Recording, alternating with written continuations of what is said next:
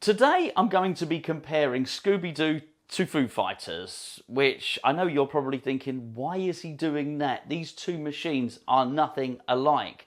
And they're not. But there's a couple of reasons why I thought it was probably wise to do this comparison video. Firstly, well, they're the two machines that are set up in this house at the moment. So I've either been playing Scooby Doo or I've been playing Foo Fighters. Secondly, I'm very, very aware with Pinfest coming up that a lot of people are posting that either Scooby Doo or Foo Fighters are the games, amongst lots of others, of course, that they're most looking forward to playing. Alan started a thread on Pinball Info and said, which three machines are you most looking forward to playing? Scooby Doo features quite a lot, so does Foo Fighters. I'm taking both to Pinfest, so I thought it only right that I give my opinions before you go there, because I am aware that there are a number of people who are holding off on buying either one of these machines until they've played them, which I think is a really, really good idea with any pinball machine, by the way, not just these two. On the face of it, there's really no comparison. You have a Spooky Pinball wide body game with two playfields, and you've got a Stern pinball machine in there, which is a standard size with just a single playfield. That one has 3 flippers. This is a 4 flipper game. There's very, very little to compare them with. I think, actually, if I was to compare Foo Fighters with anything else, might be a bit of Godzilla and a bit of Deadpool, which nothing wrong with that, of course. Although it's a very, very stripped down game. And just to tell you now, I think probably Foo Fighters is the better game, but this is the better pinball machine, which is going to make it even more difficult for you. Also, Foo Fighters code is far more advanced than the code on this, which I'm going to go and explain why in just a second. If I were to compare this with anything, I think maybe some of the other spooky games like Halloween, because the shots are easy. They're very generous, the aperture and the size of the shots. There are 1 or 2 more difficult shots in here, but by and large, it's an easy pinball machine.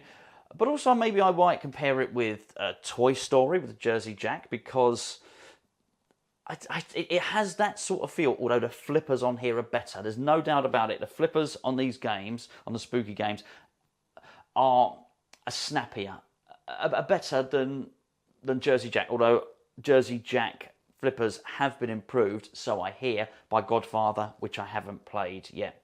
The flippers on this game are they feel similar to a Bally Williams game, they feel similar to a Stern game, they still feel similar to a CGC game, so I like this, but I also might compare it with Alien, for instance. Alien is another big game that's packed 4 flipper game, although it should be said that the build quality on this is far superior. I'm talking about Alien. Well, actually, I'm talking about Alien and Foo Fighters. This has the better build quality of the two games. Now, I've had them both. Let's say I've had Foo Fighters for longer than a month. I've had this game here for about a month, and I've got to thank Pinball Heaven so much for sending it down, allowing me to review it. I've changed my mind on numerous occasions. I think when I first got Foo Fighters, I was really pleased with it. I was sort of wowed by the ball paths that it took, certainly. But it got old quite quickly for me, Foo Fighters. Not because I found it too easy, actually I found it too hard. It's a very, very fast pinball machine. That's certainly something I think Foo Fighters, the expert pinball players and really good pinball players, are going to enjoy and get more value from. I think if you were, for instance, somebody that was very, very good and highly skilled, you'd find this game very easy. You'd complete it quite quickly. Not that there's anything wrong, in my view, with an easy game. Cactus Canyon is a very, very easy game, and I think it's probably no coincidence that the game that my 9-year-old daughter has liked most since Cactus Canyon is Scooby Doo, which is going to muddy the waters even more on that. This then came in and I was absolutely wowed by this, so I stopped playing Foo Fighters, just played this and played this and played this. And then, because it was on a very early code, I think basically I got a bit bored of it. The call-outs weren't anywhere near as good as they are now. The modes were very, very limited. And I found myself gravitating towards Foo Fighters. My son had indicated he wanted to go to Pinfest. My son started playing Foo Fighters. So then I also, in turn, started playing Foo Fighters. What I'll do is I'll do a part of this video at the end. I'll stand next to Foo Fighters because I just know looking at the playfield is going to remind me of a few things. So I started playing Foo Fighters and I stopped playing this. So my 9-year-old daughter wants to play this. my 14-year-old son wants to play Foo Fighters. Now, what I would say is this actually brings us to the next two differences of the game, because I'm not saying this is just a child's game. It absolutely isn't. There's no way that that's the case. However, I do have a lot of people through this house who don't play pinball. And Foo Fighters seems to have no appeal for them at all. They find it too fast, they find it too hard, they don't really know what's going on or what you're meant to be doing. Now, you can explain it, but I find with people that don't play pinball, the moment you have to spend more than 30 seconds explaining what a game has to do, you sort of lose them. And that's why I've always found gravitated towards Attack from Mars, or even more simple games like Dolly Parton. Everybody really enjoyed Dolly Parton because it was easy, they knew what to do. The other thing that they seem to find with Foo Fighters non-pinball players is that they didn't feel that they were doing the shots. They felt that it was the kicker making it do that wonderful sort of figure of eight and all the different loops. They didn't feel a sort of feedback from it or a sense of satisfaction that they had actually completed these shots. They felt the pinball machine itself was making the ball weave around it. And it's something I heard from 3 separate people who were here at 3 separate times and didn't even know each other. So I thought that was really interesting feedback on that. Whereas people will come here and they will play this, and they seem to find a sense of achievement in getting it up to that upper playfield, and it is easy to get the ball up to the upper playfield on this game.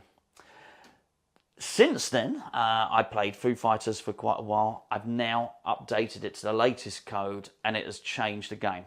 Now, when I say it's changed the game, it has improved it, and now I find myself playing it frequently again.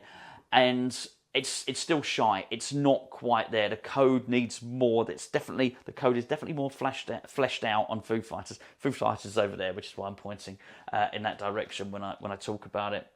However, it has really improved the game, and it's added some really, really cool modes. They've incorporated the action button pretty well on it. Really, really nice new mode that involves Shaggy, because you can select which character you start with. Shaggy, Fred, Velma, Daphne, Oracle, Scooby Doo. No Scrappy Doo in here, and I'm pleased about that. He's an annoying little rascal, Scrappy Doo.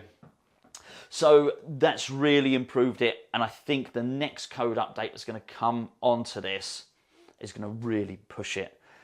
That's at that further level. I'll talk a little bit more about this now, then we'll go and stand by Foo Fighters, and I'll discuss everything I like about that. So I think it's probably wise to do so, because whilst I'm looking at it, it sort of prompts me. First of all, really lovely innovations on this. You have 2 ball locks that ball lock behind the flippers on magnets. I'm not going to incorporate any gameplay into this. I might put a bit of additional B-roll footage in, but there are plenty of videos on this channel if you want to go and research what the gameplay's like and what these individual mechanisms are. Go and check it out. This is really just an opportunity for me to talk about the game. So these 2 ball locks that are behind the flippers, they come down wire forms and lock in behind there. Real innovation, and I really like it. I think that's really cool. Obviously, the playfield is vast. Absolutely vast. Because it's a wide body, it doesn't seem to be hindered too much by the upper playfield, because you're not losing as much, because it's wider rather than longer, because that obviously takes a little bit of the lower playfield out with the way that the upper playfield encroaches down this way. The machine is beautifully made. It's beautifully made. So this is the CE. This is the top level one you can get. And all I would say is maybe go onto Pinball Heaven, look at their website, and have a look at the various prices of the machines. I think in terms of this is the best machine that they make, and well, I still think it's £2,000 cheaper than the cheapest machine that Jersey Jack make. Yet this is packed, just as packed as a Jersey Jack. I mean, it's infinitely, this is the collector's edition, infinitely cheaper. Thousands. I couldn't even tell you. Thousands and thousands cheaper than a Stern LE. And I know I'm comparing this to a Stern Pro. It's hard to. That Stern Pro is stripped out. There's barely anything in it. That Stern Pro, as I say, is the better game, but that's because of the shots. This is the better pinball machine because of the build quality, because everything it's got in it. The game itself can probably be improved on this with the code, so I don't think we've seen this at its full potential. The wire forms, five different wire forms on it, each one individually powder coated in a different colour with that sort of sparkle, high gloss, clear coat sparkle on it. Absolutely beautiful. The inserts at the start are quite helpful. What I do like is you can lock in a mission. So when you hit the spinner, it sort of scrolls through. It's almost like a spinning wheel that sort of scrolls through, and you can decide which mission you're going to do. You do that by hitting this Scooby Doo button, which is really cool. By the way, it's like a Scooby Doo's dog tag, which is just down there. I don't feel they've incorporated, just below that you've got a load of inserts, which are the characters. I don't feel that they've incorporated that properly yet. That still needs to be more fleshed out. There's no doubt about it. My friend John J Mac came over and played this. He played both of them a couple of days ago. Unfortunately, it was before I'd updated the code, John, as you know. He said he felt there were too many flashing lights. He thought it was confusing, wasn't particularly intuitive, telling you where to shoot. That has been improved. There's a series of drop targets on the left, with a double bank of drop targets, which you have to hit, and then you hit it ball into a scoop, which will then pop the ball back up. And it's a vertical up kicker, which will pop it back in. That's how you lock the ball into the left-hand ball lock, which is just one of the many multi-balls in the game. I'm sure, again, that they will look to add more.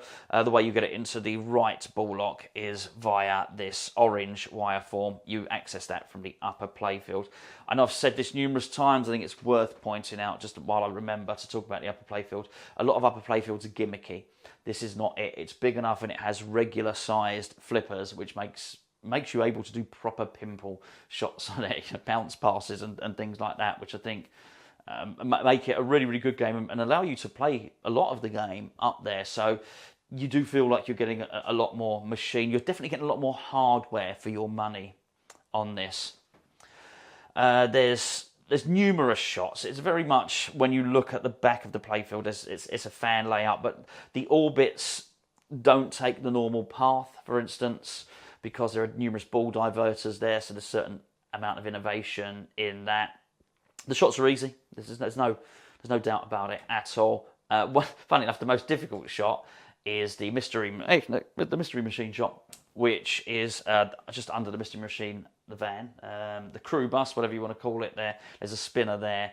It's a little bit tight, but you know, by and large, these are easy shots on this game. There's a pop-up target between the flippers, which protects the ball, much like Champion Pub, if you like.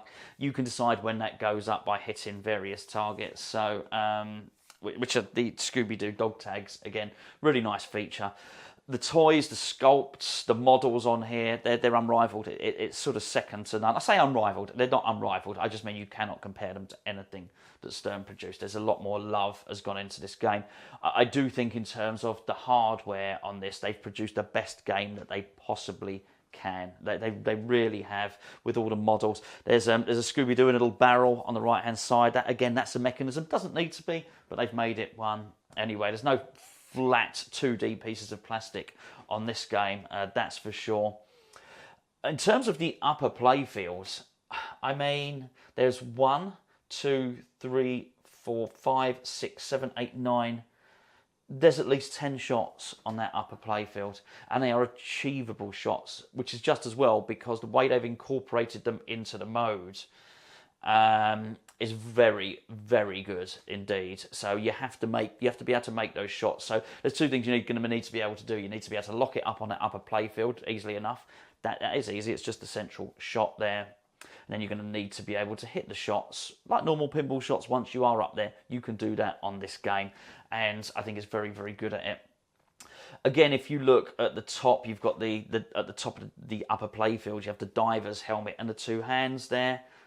They're mechanisms as well. Again, did they have to be? No, they're not. Now, you may well notice as I'm introducing B-roll clips into myself talking about the machine here, there are some lanterns.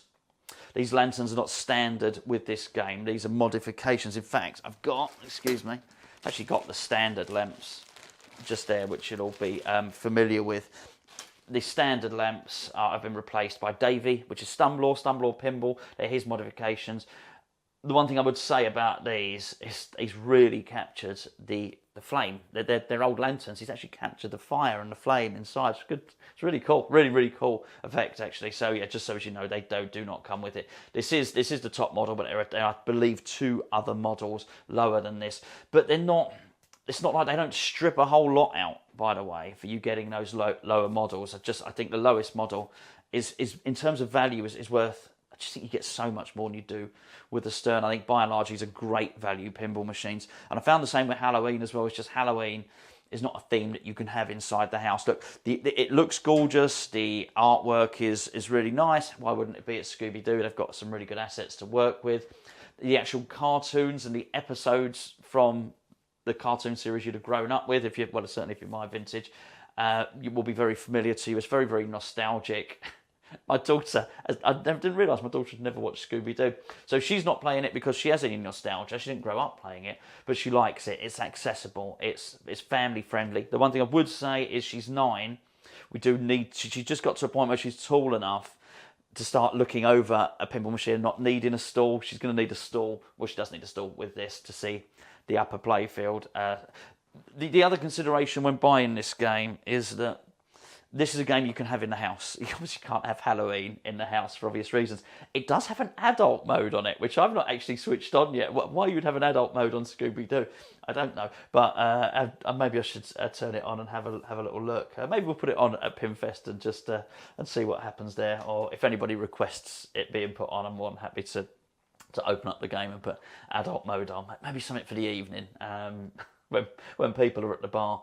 Certainly. So those are my thoughts on Spooky Pinball. There's a topper on it, which I'll show you. I'll have to cut that in. The camera's not on it at the moment. It's a very basic topper, but they're not charging you up £1,500 for it. So that looks absolutely fine. Lovely powder coating. Sound quality's good. Video clips are good.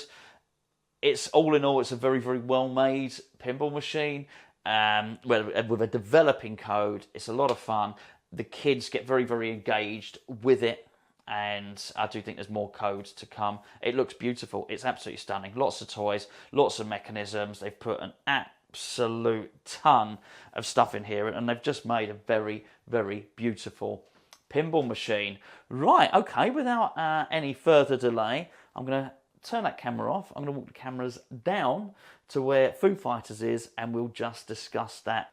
So now we find ourselves next to the Foo Fighters pinball machine, which is made by Stern. A very, very different game for a whole host of reasons. One thing I forgot to mention when we were down the house, actually, was that you actually get some Scooby snacks.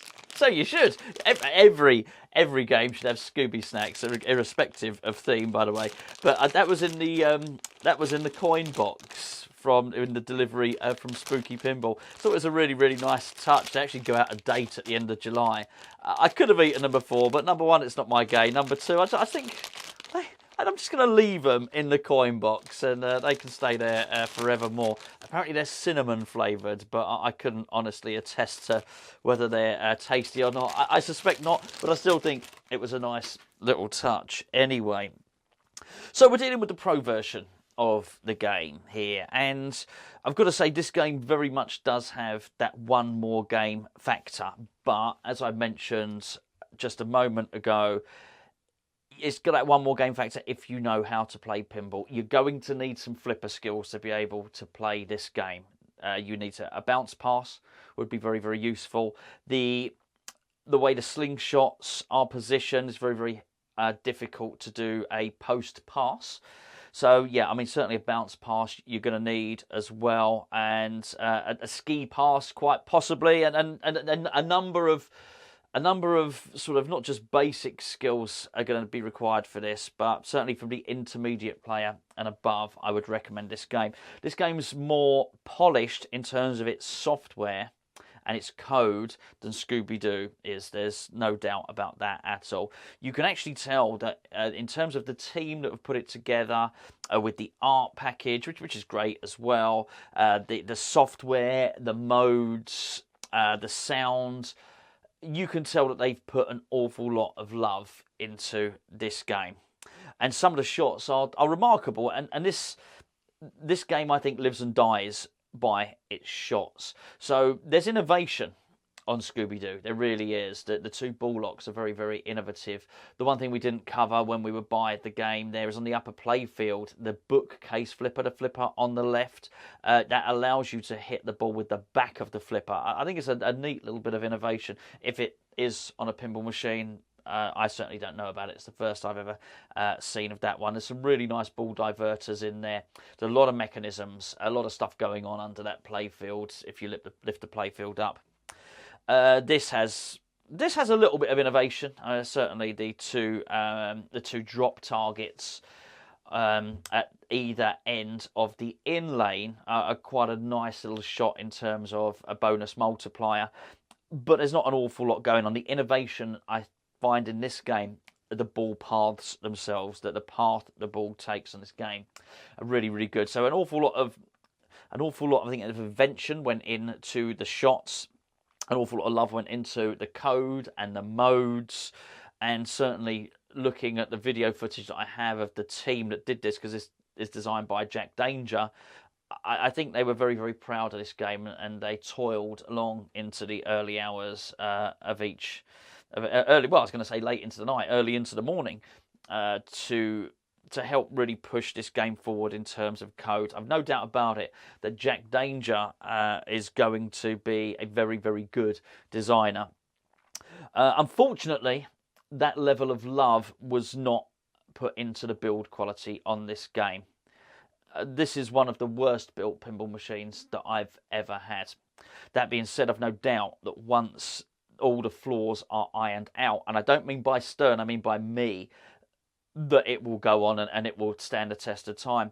We had Phil from Pinball Heaven on our podcast, a Chinwag, on this very channel, and he told us that in terms of machines going on location, Sterns are the most reliable, and they are. Unfortunately, I think their quality control of the production line is as bad as anything I've seen, and they've got worse. So I mentioned John earlier on, who'd come over recently, and he'd played both games. You can actually, if you maybe you'll get to meet him at Pinfest. Maybe you speak with him on the forum. It was actually John that was, I think, was number one and number 4 of our games room tours on this channel. So he knows a thing or two about games. When he came over to play it the other day, I started telling him about the spinner shot, and I said the spinner shot is just here. Huh?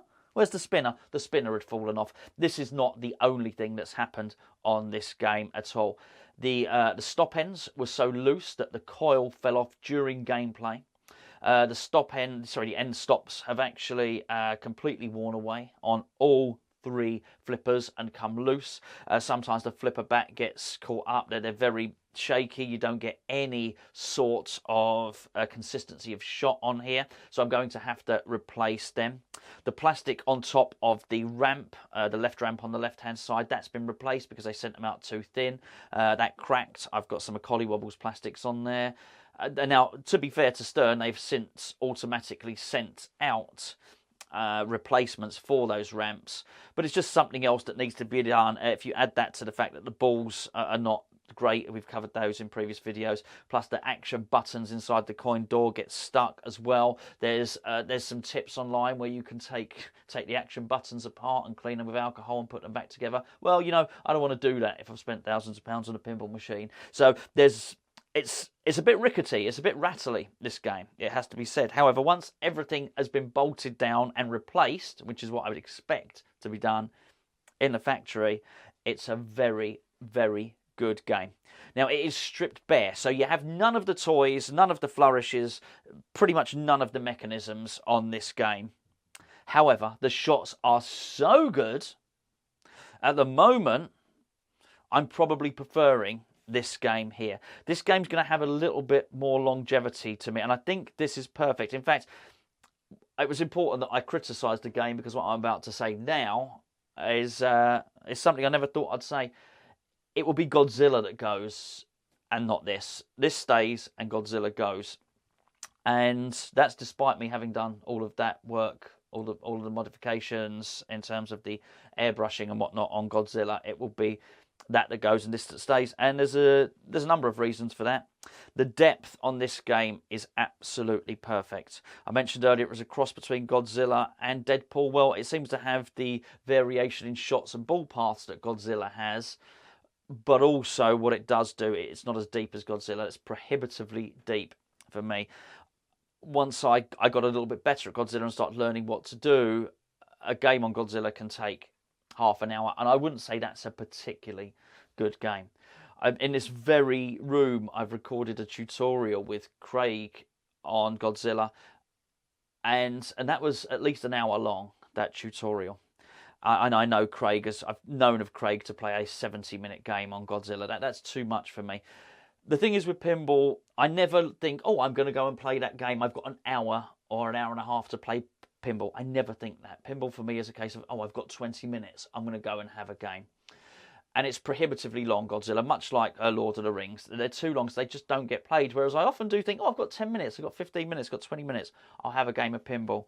The depth on this is perfect and more like Deadpool, it has to be said. So Deadpool, I'm sure if you don't know the game, there's three villains on there who are a Juggernaut, Mystique, and Sabretooth. But then you've got some other sort of modes. They're called quests, but they are modes, and that's the T-Rex and the Megalodon. And then you've got a couple of mini wizard modes and a main wizard mode. Well, it's funny actually because this is exactly the same in as much as it's got locations. So there are 6 locations in terms of the modes. There's 2 mini wizard modes, and there's a wizard mode. And I've already got halfway through this game. There are little side things you can do and things that keep you interested. The code feels good. The depth of the game feels good. I feel that one day, if everything goes for me, I might complete this game. And I might be able to get to the end. And that's great. And I don't mind completing the game, as I mentioned earlier on. But the depth seems just about perfect. I absolutely love the way you hit the captive ball on this. And the captive ball is the way you bank and you store up your action button shots, which you can use later on in the mode. I think that's really neat, and it's really well thought out. I like the way that it's called the tour van, but there's 3 drop targets on the left-hand side. I like the way that you use those to increase your chances in the modes by either making the modes last longer, scoring more points, or making the modes require less shots to complete them. What it does, it adds jeopardy to the game because there's actually a real benefit to hitting those drop targets before you play the modes. There's obviously a risk to doing that. It's a gamble, isn't it? Because by doing that, you might lose the ball, and you can spend so long trying to ease your path towards completing the modes that you lose balls and you don't actually start any of the modes. Certainly something I've done on a number of occasions. So I really like this game. I really, really do. I like the game is better. And that's the reason I said earlier, this is a better game. Scooby Doo is a better pinball machine. And I think for that reason, can Scooby Doo go back and change its shots? No. Can this go back and change its shots? No. However, there's a lot of the shots that are good on Scooby Doo. However, this is stuck with its build quality. Whereas Scooby Doo has just been built better. And I go back to what I said, which was, do pinball companies make the best pinball machine that they possibly can? Stern, I think, don't. And I've thought that since the Elvira 40th edition. They didn't even put a topper on it, and they were asking for an awful lot of money on that. I think it's a production line. I think Stern produce machines more quickly than other games, so they can get more machines off the production line. I don't think anybody else can quite match them for that. However, as the Stern price has gone up, the quality appears to have gone down. And Stern appear to have put their prices up at exactly the same time as people have more money. So there are now more choices. If I was going to tell somebody to choose one machine over another, I probably wouldn't compare this to a Scooby Doo. I really wouldn't, because they're nothing like each other. One of them's a wide body packed full of toys, and it's sort of a bit of family fun and good for new players. This is not that. This is a standard size pinball machine which new players really struggle with because it's too fast. The gameplay is too fast, and it's. I wouldn't say it's particularly intuitive, but if you've got time to learn the rules, ultimately I think you'll find this more rewarding. I guess the one ace that Scooby Doo does have up its sleeve is that they can improve their code, and they can keep doing that. And little things that I was talking about here, which is increasing the modes and making them easier, well, Scooby Doo have still got that to come. They've already done, in their latest code update, they still have that in the bag. They really do. And the build quality is very good. I mentioned earlier, you know, it might seem strange to compare Scooby-Doo with Alien, but they're both wide body, both full flipper games, and I think they're both competitively priced compared to other pinball machines. But the build quality that Spooky are producing is far higher than certainly what I noticed on the Alien machines, and indeed the Queen machine that I played from Pinball Brothers. But I think it's to be encouraged that there are definitely more pinball manufacturers out there, and I think there's certainly decisions to be made with a lot of these games. I think the fact I'm keeping this will probably speak volumes for that. And as much as my daughter playing pinball is good, it's probably not going to swing my influence on games. Will I keep this long term forevermore? I doubt I will.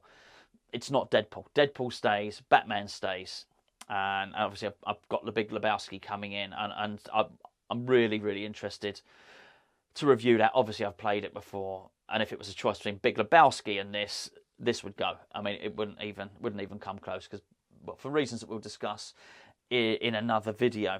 But I just wanted to get my thoughts on the two games out there before Pinfest, particularly as I know that there are going to be a number of people considering which game. The other thing is the price point. What you're seeing in the first part of this video is the very best at the top of the range in terms of Scooby-Doo. This is the bottom of the range for Stern, so clearly it's not going to have any of those toys in it. The biggest thing I can probably say about this is, though, when Stern get to the bottom of the range, because both of these, on top of the range, both of these games have an upper playfield. By the time you get to the bottom of the range, which is this one, Stern are taking out that upper playfield. You know, it's a sort of quite a miserly move. The bottom of the range Scooby-Doo is still packed, absolutely packed full of features, and it's just something you're just not getting on this. It is completely stripped out. It's quite barren. It's quite bereft. There are no toys in this, and I enjoy playing the game. But the truth of the matter is, because I've had both of them, if you haven't seen it, I've done a side-by-side comparison of these two games. The stark fact of the matter is, unlike some people say Teenage Mutant Ninja Turtles, the Pro is better. I can tell you now, the Pro is not better than the Premium on Foo Fighters. It's a less of a game without that upper playfield, and certainly the post that pops up for the ball save on the overdrive is a really nice feature. Obviously you have the models on there as well, rather than these flat pieces of plastic, which look naff. They really do. They look awful. It's a bad job. I'd imagine these flat pieces of plastic are probably cost £1, $1, whatever, to produce. I'd imagine a moulded model of a van probably costs $3-4 to mass produce. I mean, there's no reason not to, when you're going to charge on what is, you know, for this sort of above £8,000 for a pinball machine. That being said, and I am, because of the faults I've had, particularly on this game and certainly other games, I'm quite cross with Stern at the moment, as you might notice, and particularly their lack of customer service. I think is very poor. However, they still make a damn fine pinball machine, and I think what can't be discounted is I do think, in terms of certainly Keith Elwin and quite possibly Jack Danger, Stern still do have the best pinball designers in terms of their innovation, their thought process, that the way the shots, certainly the placement of shots.